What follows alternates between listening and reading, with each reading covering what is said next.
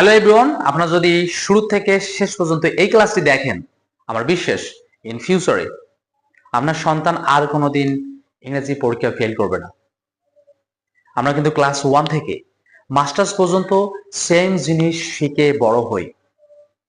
ধরেন আপনার সন্তান ক্লাস 3 তে পড়ে অথবা 4 এ পড়ে, আপনার সন্তানকে আপনি টেন্স শেখাচ্ছেন, সেম টেন্স কিন্তু তাকে 6 এও শেখানো হয়, 7 এও শেখানো হয়, 8 এও শেখানো হয়।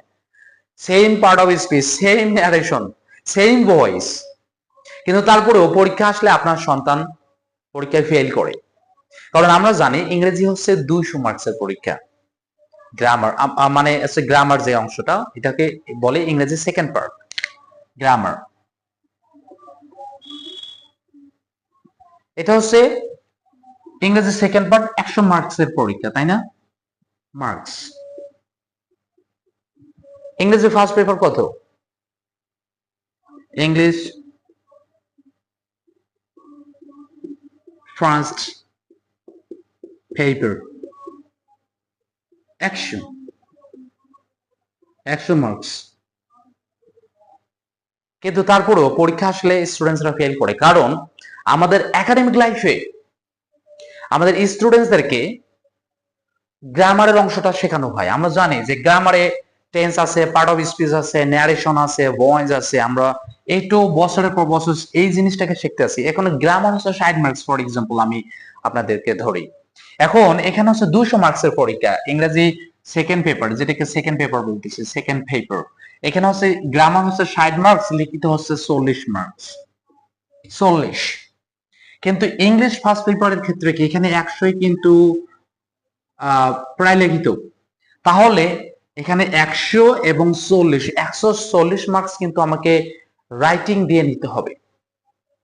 কিন্তু আমাদের দেশে স্টুডেন্টদের সবসময় শেখানো হয় কি গ্রামার গ্রামার গ্রামার। আমি বলছি না গ্রামার খুব গুরুত্বপূর্ণ না, গ্রামার গুরুত্বপূর্ণ, কিন্তু সেম জিনিসকে বছরের পর বছর শেখানো হচ্ছে। ধরেন আপনার সন্তানকে ক্লাস 3তেও টেন্স শেখানো হয়, 4এও টেন্স শেখানো হয়, 6এও tense, intermediate first year second year, যে ক্লাসে যাক সেই ক্লাসেই টিচাররা কি করতেছে, হয় ওনারা টেন্স দিয়ে শুরু করে, না হলে পার্ট অফ স্পিচ দিয়ে, না হলে আর্টিকেল দিয়ে শুরু করে। সেম জিনিস। আচ্ছা, টেন্স কি এত কঠিন যে প্রত্যেকটা ক্লাসে শিখতে হবে? আর্টিকেল কি এত কঠিন যেটা প্রত্যেকটা ক্লাসে শিখতে হবে? আসলে আমরা প্রপার শিখছি না, আমরা গ্রামারটাকে শিখতেছি থিওরি আকারে। কিন্তু আমাদের গ্রামার শেখার মূল উদ্দেশ্য কি? আমরা গ্রামার শিখবো, আমাদের যে এখানে 140 মার্কস আছে, এই যে ইংলিশ ফার্স্ট পেপার 100 লিখিত, এখানে আমাকে পরে ইংলিশ ফার্স্ট পেপারের যে সিন প্যাসেজ এবং আনসিন প্যাসেজ এর ব্যাপারগুলো আছে, এগুলোকে পরে আমাকে বুঝে লিখে আমাকে 100 নিতে হবে। এর মধ্যে হয়তো প্যারাগ্রাফ থাকলো, লেটার থাকলো, এই যে আনুষঙ্গিক বিষয়টা, এটা হচ্ছে ল্যাঙ্গুয়েজ পার্ট। এখানে ইংলিশ সেকেন্ড পেপারের ক্ষেত্রে এখানে হচ্ছে রাইটিং পার্টের 40 থাকলো। এই 60 মার্ককে ব্যবহার করে, যে এখানে যে 60 মার্ক আছে, 100 মানে 140 মার্কস কি কভার করবে। কিন্তু আমরা কি করছি, বছরের পর বছর আপনার সন্তানকে শুধু tense, article, part of speech same ভাবে শেখানো হচ্ছে, আর বাকি যে 140 মার্কস আছে তাদেরকে প্যারাগ্রাফ মুখস্থ দেওয়া হয়। যেমন 10টা প্যারাগ্রাফ মুখস্থ করতে হবে, এসে মুখস্থ করতে হবে 5টা বা 10টা। বছরের পর বছর এই একই ভাবে চলে আসতেছে।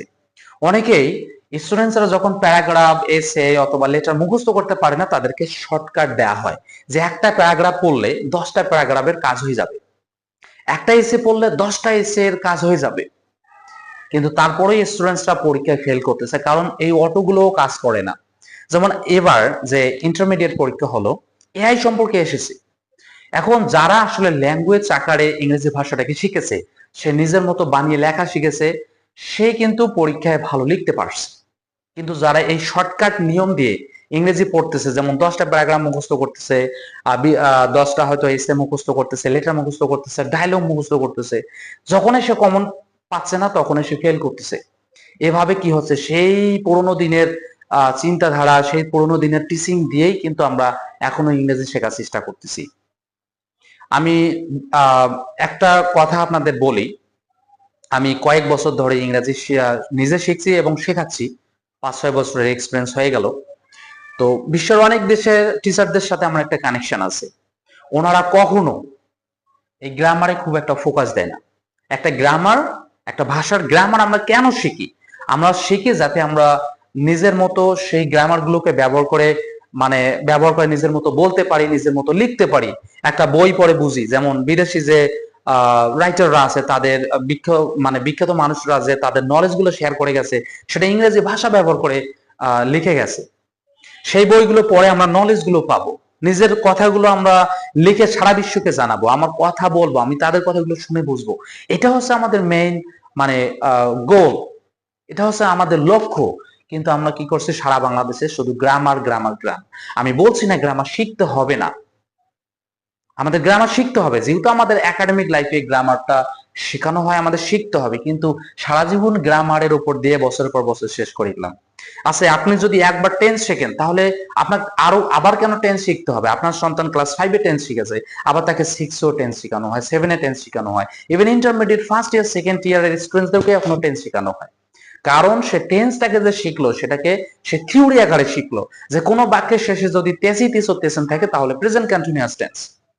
কিন্তু ওই প্রেজেন্ট কন্টিনিউয়াস টেন্সকে ব্যবহার করে যে আমাকে লিখতে হবে, আমাকে যে একটা বই পড়ে বুঝতে হবে, কেউ কোনো কথা বললে যে শুনে বুঝতে হবে, সেটা আমরা কখনো শিখতেছি না। আমাদেরকে প্র্যাকটিক্যালি এগুলোর ব্যবহার শিখতে হবে। কিন্তু আমরা সারা জীবন শিখে যাচ্ছি কি, থিওরি। যার ফলে স্টুডেন্টসরা ক্লাস 1 থেকে ইংরেজি শিখছে, 2-এ শিখছে, 3-তে শিখছে, মাস্টার্স পর্যন্ত ইংরেজি প্রায় প্রত্যেকটি ক্লাসে পাচ্ছে। তারপরও কি হয়, বছর শেষে যখন তারা পরীক্ষা দিতে যায়, ফেল করে। তো আমি আপনাদেরকে একটা আইডিয়া দিই, যে আপনার সন্তান যদি পরীক্ষা দেয়, কোন রকম স্ট্রেস ছাড়া ভালো রেজাল্ট করতে চায়, সেক্ষেত্রে তাকে ইংরেজি শেখাবেন ভাষা আকারে। সে ইংরেজি শিখবে, কিন্তু ভাষা আকারে শিখবে। সে আসলে নিজের মতো বানিয়ে বলতে পারে কিনা, নিজের মতো বানিয়ে লিখতে পারে কিনা, সে কোনো বই পড়ে বুঝি কিনা, এর জন্য তাকে ভাষা আকারে শিখাতে হবে। আপনি সারা জীবন গ্রামার পড়াচ্ছেন, ইভেন অনেক টিচারকেও দেখি, সে গ্রামার, একই গ্রামার একটা স্টুডেন্টকে সে 6-এও শেখাচ্ছে, 7-এও শেখাচ্ছে, বারবার একই জিনিস শিখে যাচ্ছে। তাহলে লাভ কি হচ্ছে আপনারা বলেন? এখন তো এআই এসেছে, প্রযুক্তি এসেছে, আপনারা একটু ইউটিউব ঘেটে দেখেন, আপনারা একটু গুগল করেন, পৃথিবীতে কোথাও এই গ্রামার নিয়ে বাংলাদেশে যে মাতামাতি করা হয়, পৃথিবীর কোথাও এই গ্রামার নিয়ে এত মাতামাতি করা হয় না। শুধু একমাত্র বাংলাদেশে মাতামাতি করা হয়। আমরা মনে করি গ্রামার এসব। হ্যাঁ, গ্রামার আমাদের দরকার, কিন্তু গ্রামার কেন শিখতেছি আমরা? গ্রামার শিখবো, এটা ব্যবহার করে আমাকে লিখতে পারতে হবে, আমাকে বলতে পারতে হবে, শুনে বুঝতে হবে, আমি কোনো বই পড়ে বুঝবো। তখন সে গ্রামারটা এই গ্রামারটা আমাদের কাজে দিবে। কিন্তু আমরা কি করতেছি, এই যে 140 মার্ক বাচ্চাদেরকে পিডিএ মুখস্থ করাচ্ছি, তাকে 10টা প্যারাগ্রাফ দেই, 15টা এসে দেই, দিয়ে হচ্ছে তাদেরকে মুখস্থ করায়। যদি সে মুখস্থ না দিতে পারে, তাকে ইচ্ছা মতো পিটাই। আমিও স্টুডেন্ট ছিলাম, আমিও এটার ভুক্তভোগী। একটা সময় গিয়ে আমারও মনে হতো যে গ্রামারই সব, ইংলিশ মানেই মুখস্থ করতে হবে। কিন্তু যারা ইংরেজি ভাষাটাকে একটা ভাষা আকারে জানে, সে কখনো ইংরেজিতে যেমন ফেল করে না, তারা আবার সবকিছু করতে পারে। ভাষা বলতে কি, আমাকে লিখতে পারতে হবে। এই যে লিখলে, আজ যে আমি একটা পরীক্ষা দিচ্ছি, প্যারাগ্রাফ যাই আসে আসুক, আমি তো ভাষাটা জানি, নিজের মতো বানিয়ে বলতে পারি, নিজের মতো বানিয়ে লিখতে পারি। তখন কি হবে, পরীক্ষার কোন রকম প্রিপারেশন ছাড়াও একটা স্টুডেন্টস আপনার A+ পাবে। তো আমি আপনাকে একটা পরামর্শ দিচ্ছি, আপনারা যারা এই ভিডিওটা দেখছেন, অনেকে আপনাকে বলবে যে আপনার সন্তানকে স্পোকেন ইংলিশ শিখে কি করবেন। আচ্ছা, স্পোকেন ইংলিশ শেখানোর একটা মূল উদ্দেশ্য হচ্ছে, আপনার সন্তানকে যখন স্পোকেন ইংলিশ শেখাবেন, সে দ্রুত গ্রামার গুলোকে ব্যবহার করে যখন সে বলা শিখবে, লেখার ক্ষেত্রে তার আরো সহজ হবে। কারণ লেখার সময় পাওয়া যায়, বলার সময় কিন্তু আমরা খুব একটা সময় পাই না, সেকেন্ডের মধ্যে অ্যান্সার দিতে হয়। তাহলে ব্রেইনে যখন এই ইংরেজি ভাষাটা সেট আপ হয়ে যাবে, তখন সে যেমন বানিয়ে বলতে পারতেছে দ্রুত, তেমনি সে বানিয়ে লিখতে পারতেছে। তাহলে ফেল করার কোনো সুযোগ নেই। আপনার সন্তানটা ভালো স্টুডেন্ট, কিন্তু একটা সাবজেক্টে ফেল মানে শেষ তো ফেল। ইংরেজি দেখা যাচ্ছে অনেকেই ফেল করতেছে। গত বছর ইন্টারমিডিয়েটে সারা বাংলাদেশে বেশি ফেল হয়েছে ইংরেজিতে। আপনি একটু গুগল করেন, আপনার ইউটিউবে সার্চ দেন, দেখবেন আপনার খবর পেয়ে যাবেন। তাহলে বাংলাদেশে যে এত স্টুডেন্টস ইংরেজিতে ফেল করতেছে, কারণ কি? আমরা বাচ্চাদেরকে ইংরেজি শেখাচ্ছি না একটা ভাষা আকারে, আমরা শেখাচ্ছি গ্রামার আকারে।